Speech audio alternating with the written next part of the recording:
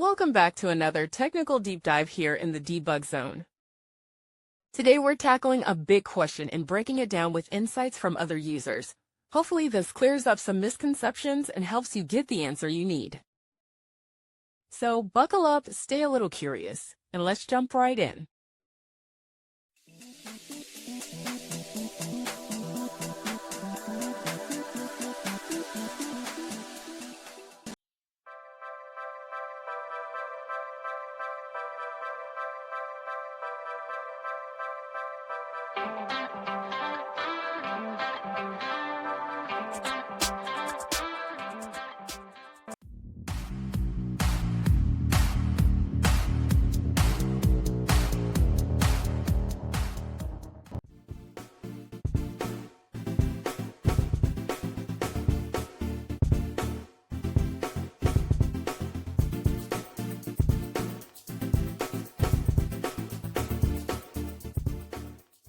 And that's a wrap.